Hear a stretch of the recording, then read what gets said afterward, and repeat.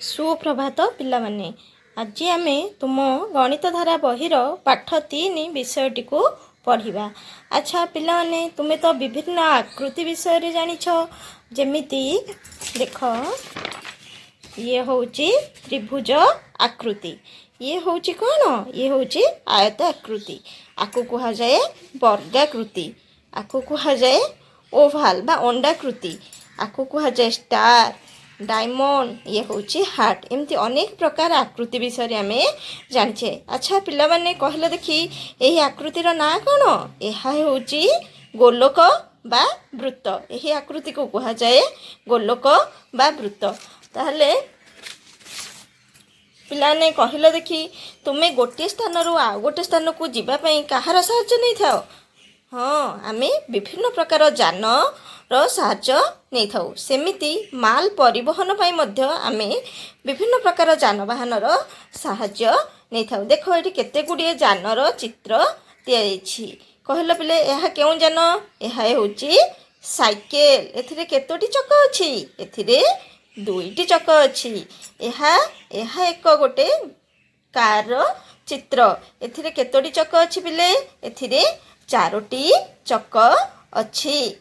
सेमती विभिन्न प्रकार जानर विभिन्न प्रकार केते गुड़िए चक थाए, जेमती ऑटो, ऑटोर 3टी चक थाए, शगड़ गाड़ीर 2टी चक थाए, ट्रेन अनेक गुड़िए चक थाए। कहल पिले यही चक गुड़िकर आकृति किपरि, यही चक गुड़िकर आकृति होउछि गोलोक बा वृत्त आकृतिर।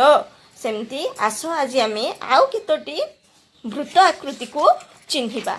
आज आम तुम गणित बहिर पंचम श्रेणी गणित धारा बहिर प्रसंग वृत्त और यह संबंधी माप विषय पढ़ा। आज आम वृत्तर धारणा पाइबा। देख पिलाने ये मुझे केते गुड़िए जिनिस नहीं, जमती चूड़ी, दिआसिली बाक्स, लुडु गोटी, कलर बाक्स, बोतल ठिपी, एमती अनेक गुड़िए जिनस नबा एवं ताहा उपरे रखी आमे कौन करिबा, तार चारिपार्श्वरे धार टाणिबा।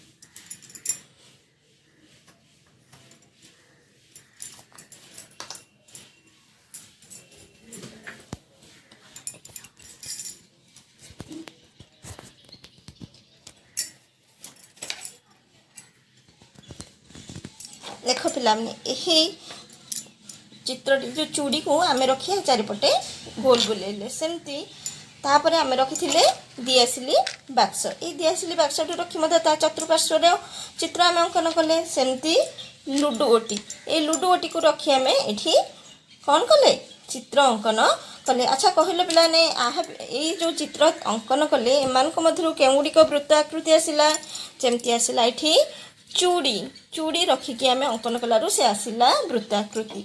ये आसला आमर कौन डब्बा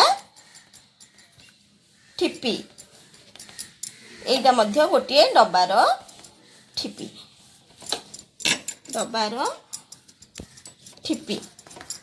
एथर आम जानले कौड़ाक वृत्ताकृति, जमती चूड़ी आसला वृत्ताकृति, तापर डब्बार खोल आसला वृत्ताकृति, सेमती अनेक तुम्हें माने जानिथिबा आउ केतोटी जिनिस एथर तालिका प्रस्तुत कर जहार आकृति वृत्ताकृति होई।